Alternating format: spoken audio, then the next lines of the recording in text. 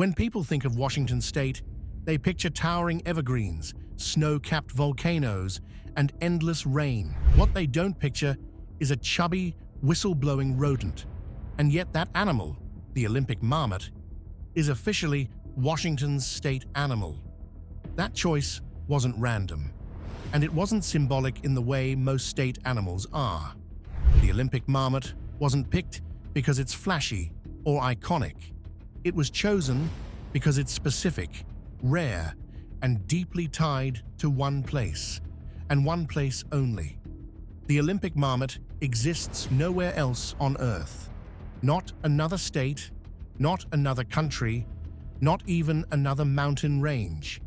If the Olympic Peninsula disappeared, the Olympic marmot would disappear with it. That alone already separates it from nearly every other state animal in the US, most of which range across thousands of miles. Washington didn't choose a mascot, it chose an endemic species. To understand why that matters, look at the Olympics themselves. These mountains rise abruptly from near sea level, trapping moisture from Pacific storms. The result is a landscape that creates sharp ecological boundaries over very short distances. Rainforests below, alpine meadows above. The Olympic marmot lives exclusively in those high meadows, spending its life above the tree line, surrounded by fog, snow, and rock. Unlike most mammals, the marmot doesn't migrate to escape winter.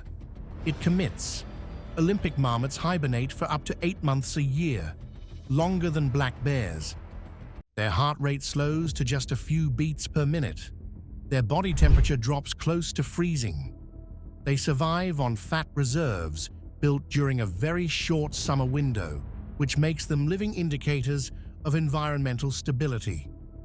If the alpine season shortens or food quality declines, marmots feel it immediately.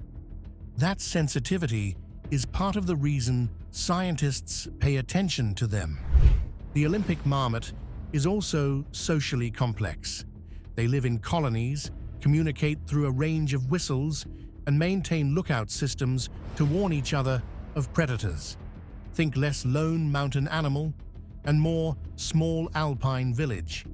Each call carries meaning: alarm, reassurance, or location, echoing across meadows where visibility is limited and danger comes from above. And danger does come from above. Golden eagles are their primary natural predator, and the marmot's entire alert system evolved in response to aerial threats. Their posture, coloring, and even where they place their burrows reflect this constant risk.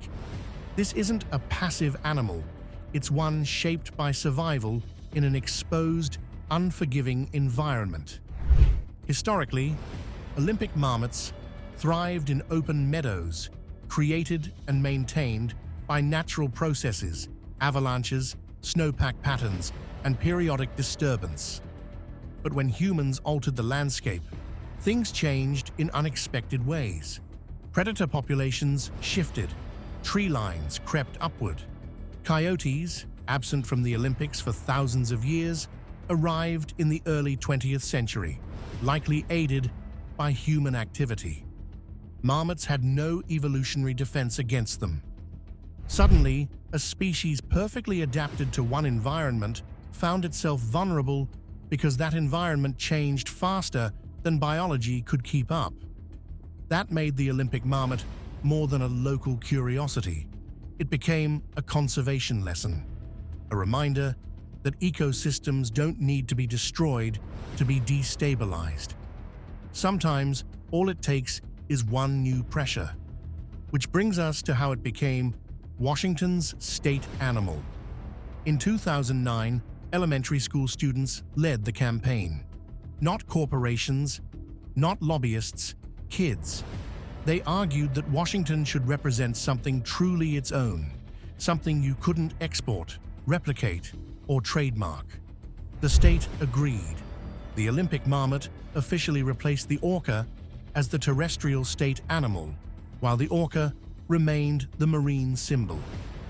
That distinction matters. Washington didn't abandon the orca, it clarified its identity: ocean and land, migratory giant and localized survivor. And the marmot fits the land perfectly. It's not dramatic like a wolf or imposing like a bear. Instead, it reflects Washington's quieter strength: endurance, adaptation, and regional uniqueness. A species that thrives by understanding its environment rather than dominating it. Even visually, the marmot tells that story.